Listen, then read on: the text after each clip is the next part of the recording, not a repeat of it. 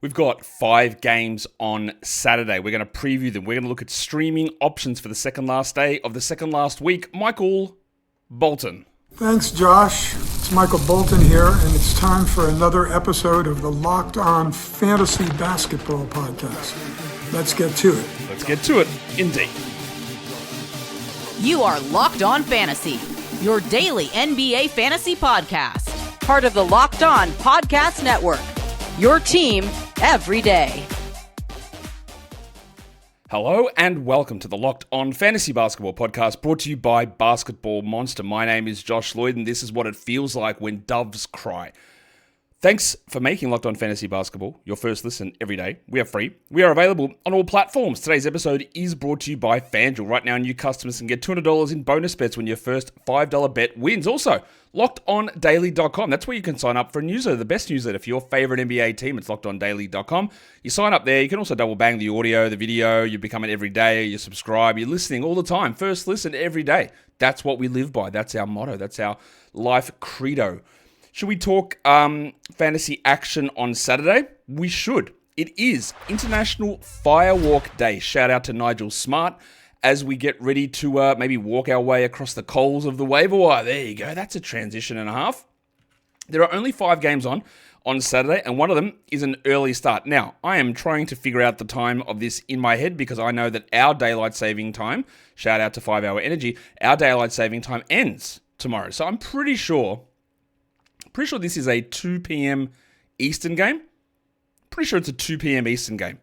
You know what? We should double check that. I lied. It's a 3 p.m. Eastern game. So I got to get my times right. Got to get my daylight savings time. And unless I'm wrong, maybe my daylight saving time doesn't end. Let's have a look at that. I am just crawling to the end of the what's his name? The rope here at the end of the regular season. When does ours? Yeah, it's this Sunday. Yeah, it is. Okay. All right, we're good. So at 3 a.m. for me is when the game starts. It's a 3 p.m. Eastern start time game. Is that right? It feels like everything is wrong here. Now it's a 5 a.m. start for me. That's my 5 a.m. start, 3 p.m. Eastern start, 5 games on. Josh, just get onto the games. We've got 5 of them to talk about as I try and get my head around just, the intricacies of life and time zones. We're going to start by taking a look at the schedule, paying attention to some back-to-backs and some teams that are going to be ending up their week on Saturday as well, so we might as well just get into that now. There are a lot of teams involved in a back-to-back with Sunday because there are 10 games Friday and there are 11 games Sunday. Remembering that, check your lineup, check your roster. Do you have open roster spots on Sunday? Probably not. But if you do, that's when the back-to-back comes into it more. So we've got 3 teams coming into Saturday. Dallas, who are going to be resting big men. Daniel Gafford will probably be out on Saturday, so will Anthony Davis. The Pistons with Tobias Harris and Cade Cunningham banged up, and the Clippers with Kawhi sitting on Saturday. Then you've got 3 teams playing the weekend back-to-back, Hawks, Bucks, and Knicks. The Hawks should be okay. The Bucks, you've always got to watch Giannis on that second game, and the Knicks should be getting Jalen Brunson back. But will he play both? I don't think so, but I think he will play on Saturday, which of course is what we're talking about here. We're looking at Saturday's action. I think Brunson will return for Saturday's game. We also need to pay attention to this because after Saturday's action, these 8 teams are done. And if you are in a default Yahoo head-to-head league, if you're in any league where your playoffs end this Sunday, these teams you are done with. So you drop any player on this team if your league ends on Sunday. Dallas, Detroit, the Clippers, Memphis, Miami, Minnesota, Orlando, and Philadelphia. And if you're listening to that, go back and replay it. You can come and look at the video, screenshot the page. Those 8 teams are done after Saturday. So anyone on those teams, Bam, Anthony Edwards, Paolo Banchero should already be dropped if that's your league. Quentin Grimes, amazing I'm talking about him at this level, but I am. Anthony Davis, Kawhi Leonard, James Harden, it's done. Demetrius Morant, Jaren Jackson, it's done after Saturday for these guys. So you are ready to drop them if your league ends on Sunday. Be aware of that. Be understanding of your settings and your schedules. We also have an interesting spot where from Saturday through to Friday, remembering Friday next week has 15 games on, 15 games next Friday, there are 3 teams who play 5 games in the next 7 nights. Atlanta, Milwaukee, and the Knicks. We know that those teams all have the Saturday-Sunday back-to-back. And that means they've got 3 more games between Monday and Friday next week where every team plays Friday and every team plays Sunday. But it's busy for these teams. So any little value bump there for a Terrence Mann, Karis LeVert, George Niang, the Night Watchman, Mohamed Gay, Ryan Rollins, Kevin Porter, Gary Trent. Probably not in the Knicks because Brunson is returning. But you've got 5 games, 7 nights for those teams. Let's look a little chunky here. We're going to ignore Sunday because there are 11 games on and most won't be able to stream it. But these players all have 3 games, and you'll notice not many teams, 3 games excluding Sunday over the next 5 days. You've got the Sixers, so Jared Butler is there, Gershon Yabusele is there, Lonnie Walker is there. Hello. You've got Davion Mitchell and the Miami Heat, who probably just should be rostered, but it's a really good schedule spot anyway. You've got Derek Jones, who gets the no Kawhi back-to-back bump. Plus, they've got a string of games in that area. And then the one who does have only 2 games is Ryan Rollins. But we know the Bucks also have 5 games, 7 nights. Rollins is not going to be great every game. He will have the occasional solid game. He will usually give you some steals and some assists. And you just hope you get some points and threes out of it as well. But he is in there only with 2 games, but the other 5 names on that list all play 3 games over the next 5 nights, excluding the games on Sunday. If you want to look at some key statuses, the Knicks point guards are one of them. Now, we know now that Deuce McBride is ruled out for Saturday, but both Cam Payne and Jalen Brunson are questionable. Now, that is important for Payne for one reason. If Brunson gets ruled out and Payne is in, then Payne is the guy we're going for. If they're both ruled out, then obviously we go back to DeLon Wright as the starting point guard, but that is where we're at with that. We need to check on Cade Cunningham and Tobias Harris. Cade is currently questionable. That is a lot of C's in that, although questionable is not a C, it just sounds like it. There's a lot of, he's questionable for Friday and he's coming off this calf contusion. It would seem unlikely to me that Cunningham plays in both of these games, but I don't know. We also know that Tobias Harris is out on Friday, so his status with this Achilles, which has had 3 false starts in the last week, may leave him out on Saturday as well. Andy Wiggins could be returning from his hamstring injury in Miami, and we are getting to the stage where we've got to start considering the return of Little Chungus Nikola Jovic. I'm working under the assumption that he will not play on Saturday. I've marked him doubtful, so his numbers don't count into the projections when I'm doing this, but he could return. We are at that stage of the season where his timeline is around this area. I don't know that he returns, but we are around that spot for Nikola Jovic, and the other one there is Anthony Davis, who's currently questionable for Friday's game. Now, I believe that Davis will play Friday and sit Saturday, but they could switcheroo us. He could miss on Friday and play on Saturday. What we do know is Lively is out on Friday, so he will play Saturday, and I expect Gafford will play Friday and sit Saturday.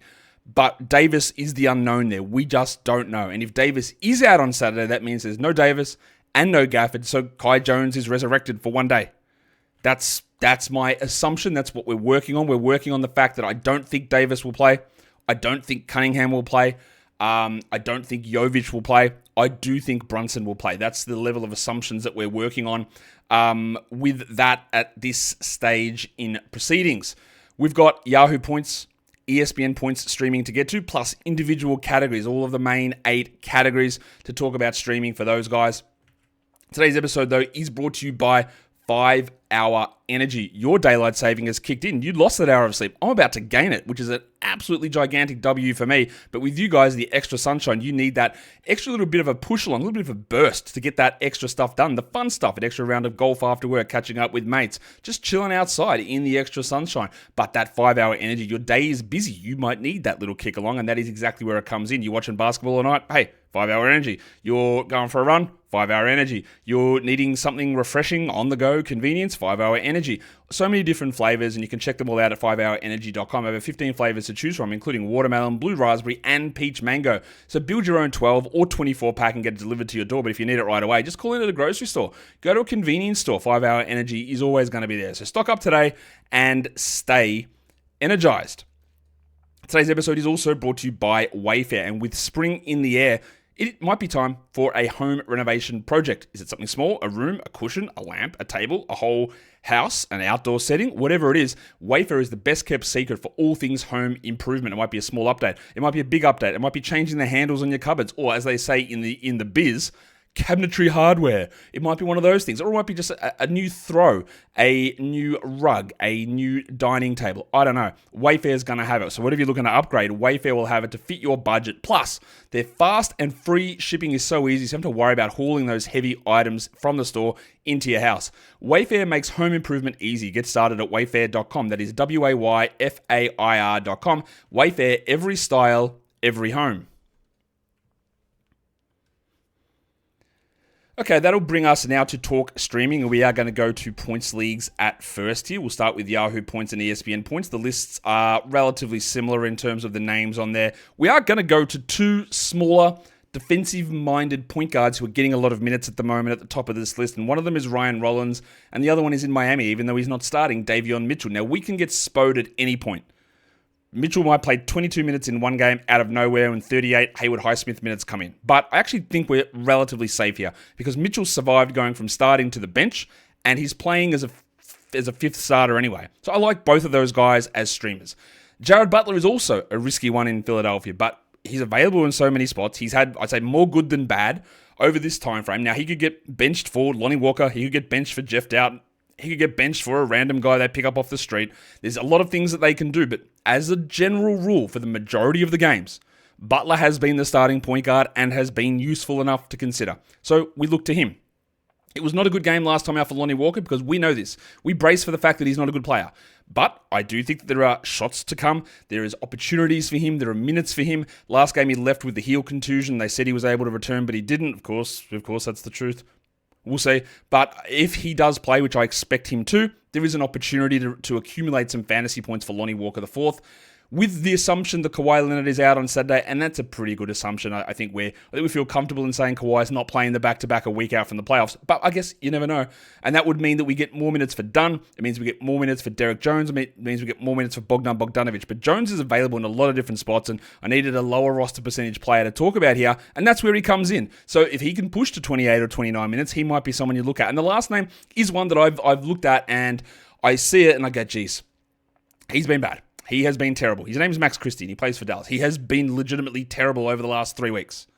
But I do think they are going to be in a situation where players are out. No Gafford, no Caleb Martin, no Anthony Davis, and their team is so limited. There's no Brandon Williams, obviously. So I think that he's going to have to play more minutes, and maybe this is the chance where Christie actually has a good game. So anytime I mention Max Christie in this show, just be very, very weary of it. Not weary, very wary of it. Just pay attention. Go, yeah, I don't know about that, Josh. Because that's exactly what I'm thinking when I'm putting it in. I'm talking, I guess so. But he could play 25 minutes. They could give 70 minutes to Jaden Hardy instead. But I do think that if there's going to be one game where Christie has a solid one, it's this one. Just because of the assumption of Martin, Davis, and Gafford all being out, and no Williams, and no Kessler Edwards, and everyone else that's injured on that team. But it could be absolutely nothing. It could be nothing. But I'm going to put him there, and I'm going to continue to put him there, and I'm going to continue to worry about it. For ESPN points, again, the names on the list are pretty similar. Ryan Rollins, Davion Mitchell, Jared Butler, Lonnie Walker, all there. Derek Jones, all there. But instead of putting old mate Max Christie, I didn't want to submit myself to that once more. We're going to put another Jones. We're going to put Kai Jones. And again, that is risky because Derek Lively will exist. But I'm working under the assumption that Anthony Davis is not available. I'm working under the second assumption that Derek Lively is not going to be fit and healthy and ready to play 28 minutes, so he might play 20.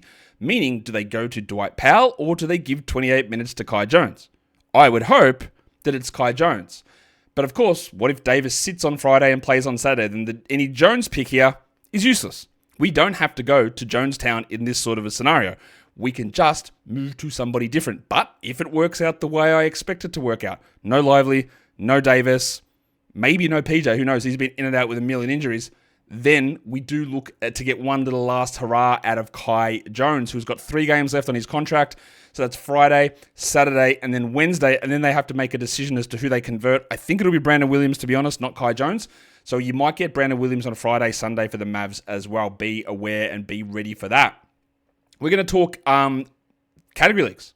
We're going to talk streaming points. And it's hard to get excited about a lot of these names, but that's what happens when we're at this point in the season with, 9 days left in this season, and we've only got 5 teams playing. Because the number one name I've got here is an incredibly risky player. It's Jaden Hardy. But again, if Caleb Martin is out and Anthony Davis is out, somebody needs to take shots. And this man might play 10 minutes, but he might play 25 and take 25 shots and have 25 points. I don't project him to have 25 points, but if you're talking about someone with that upside to do it, this is an opportunity for Hardy. Back-to-back, Davis out, more shots to go around. Let's get into it. What about Lonnie Walker? Yep, well, if there's one thing he can do, and he can't, but if there is one thing he could do, it's score, so we look to it. The assumption is that Kawhi Leonard is out on Saturday, so Bogdanovic should see 30 minutes, maybe 35, and be able to get at least a bump in his scoring production here. Derek Jones, same story. No Kawhi, Jones is up. Gary Trent, he last game decided that he was going to get some steals, but more importantly, we just want 3-4 triples. We want 15 points. That is the thing that he can bring. Not always, but that is the thing that he can bring, and we take cracks at that. And the next one is Davion Mitchell. Is he a high upside player? No, absolutely not. But what you feel with Davion Mitchell, as opposed to Trent, who might play 27 minutes, or Jones, who might play 25, you think that Davion will play 30, and he could play 37. And he could have a 6 of 9 shooting night, get to 20 points and hit not 7 threes because that doesn't count. Hit 5 threes in a random scoring outburst. Usually, like if you're going to have a default decision on somebody, default to minutes. Because as a general, basic, really easy principle, the more you are on the court, the more things can just happen. You can't take a shot if you're sitting on the bench, unless you're Carmelo Anthony. You can't grab a steal if you're sitting on the bench. You can't grab a rebound if you're sitting on the bench. Now, if you're Tony Snell and you're on the court, you still can't do any of those things. But at least your opportunity to do them is there. And that's why when Davion can push to 35, 36, 37 minutes, we get a little bit more interested, even if his per minute production's a little bit down. For threes, there's a high tying in between points and threes. So a lot of similar names: Bogdanovic, Gary Trent Jr., Lonnie Walker IV, Tim Hardaway Jr. That's a lot of suffixes there. Jaden Hardy is there also, and Tim Hardaway is another one. If Cade is out, I would put him into the points category as well. We've talked a bit about Tim and the fact that how terrible he has been until like the last 3 games where he's dropping 20 points a game. We don't believe in that, but one thing he will do is take threes. And even if Cade is in, he will still take threes. Doesn't mean they'll go in, but he'll take them. And the last name is the artist formerly known as the amino acid legend Taurean Prince. It could be 7 points for Taurean, but he'll play 30. He might play 33. He might hit 4 threes. He is shooting very well. Low volume, but very well this season. So it's easy to get 4 threes out of him, or it's easy to imagine how you can get 4 threes. He is a starter. He is a 30-minute player. And like exactly what I just said about Davion Mitchell, you're on the court, you can get some shots up. Sometimes. Most of the time. Also, be aware, Bobby Portis' suspension is ending soon for Milwaukee. It's not ending yet. But if you are going through the next week or you're in a roto league, that suspension is almost done. He is back on Tuesday next week.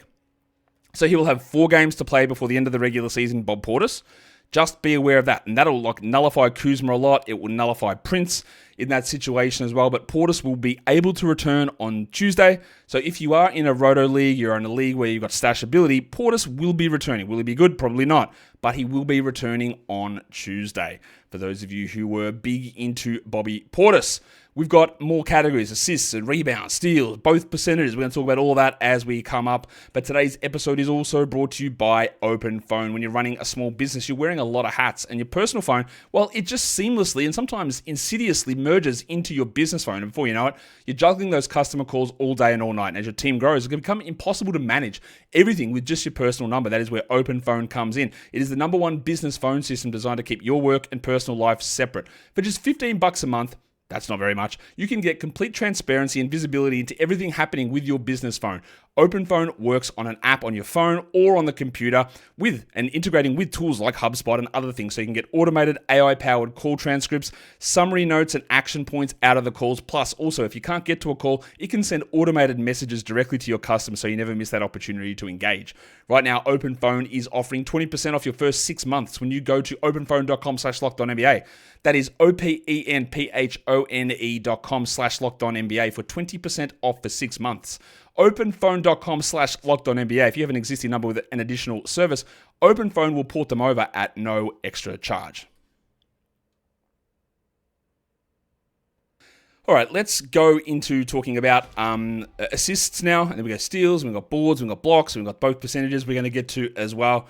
So we'll get in there now. We just did threes, didn't we? So we're going to do assists. Who are the best assist stream options? We're going to go to Davion Mitchell in Miami. Again, the minutes. He's getting 6 or 7 a game.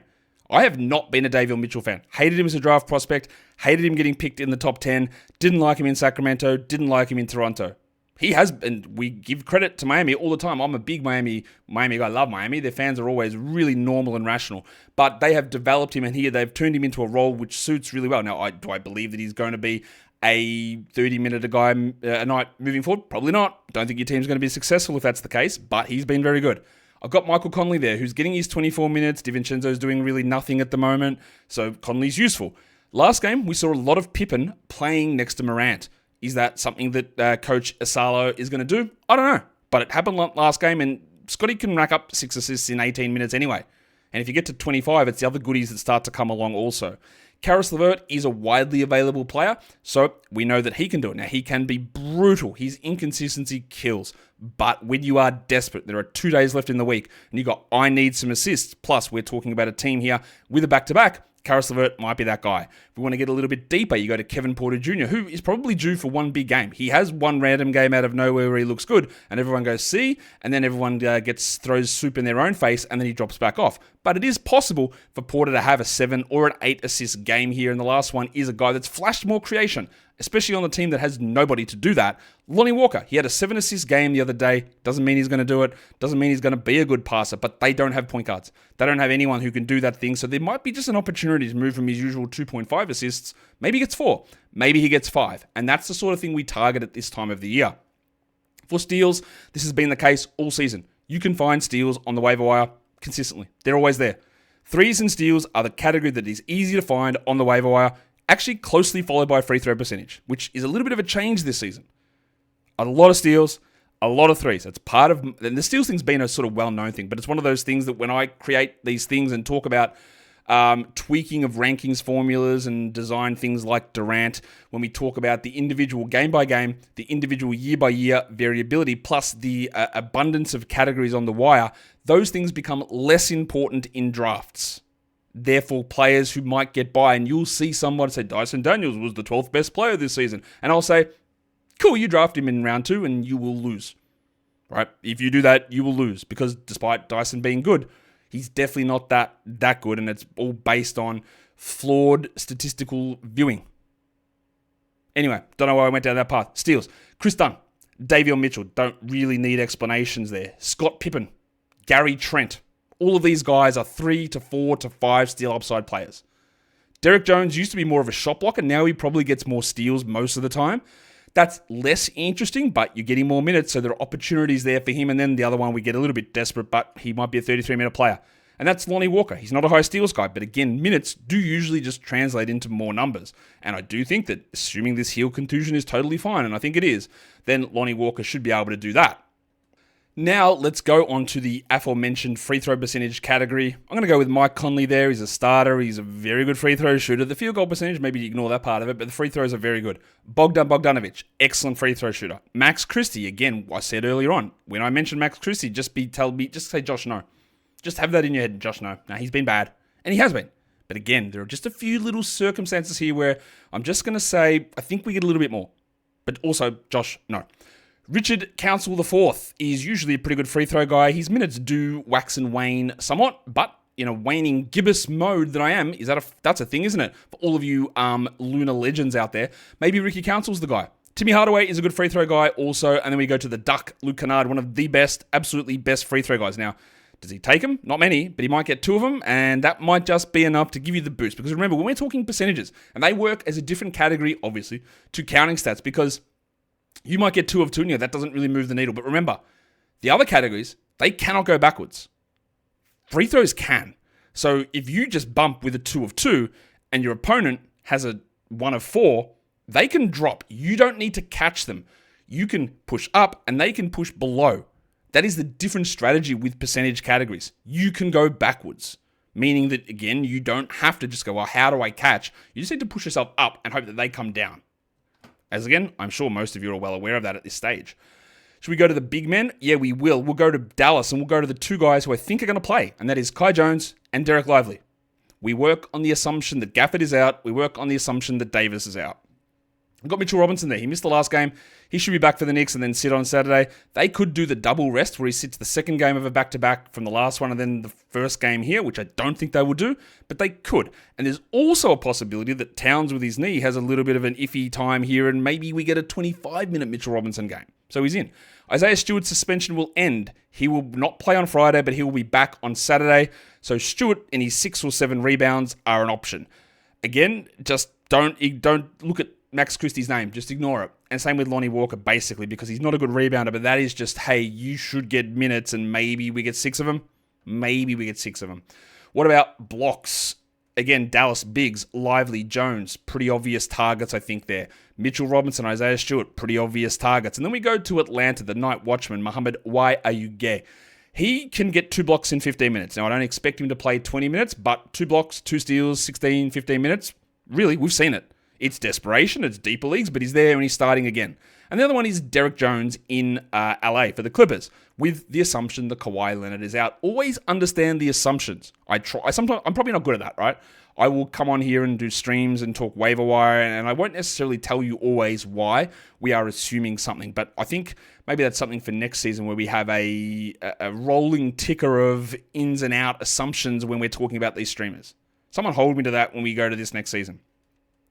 Just so you can say, hey, I'm assuming that this guy's out. Field goal percentage, Derek Lively, Mitchell Robinson, Derek Jones. That's 2 Dereks, both spelled differently. Kai Jones, that's 2 Jones, also both spelled differently. Their first names because they're written differently. And then you got Isaiah Stewart, and we go to deep leagues. We go to the Trojan. We go to Domi Barlow, who is getting the backup minutes behind Onyeka Okongwu. He can be rough at times. I still like Barlow as a backup center prospect, but his strength really does come in that efficiency from his field goal percentage, and that is the efficiency of this show over. Be careful if you're walking on a fire pit today, even though it is the day to celebrate it. I don't want you burning your feet off. Just hit the subscribe on this. Maybe burn your hand off on the mouse, rushing to hit the thumb or the subscribe, or to leave a witty comment down below. Who can be the funniest guy in the comments down below, or girl? Drop it down below. Guys, we are done here. Thank you so much for listening, everyone. It's a sad day. The Padres lost. See ya.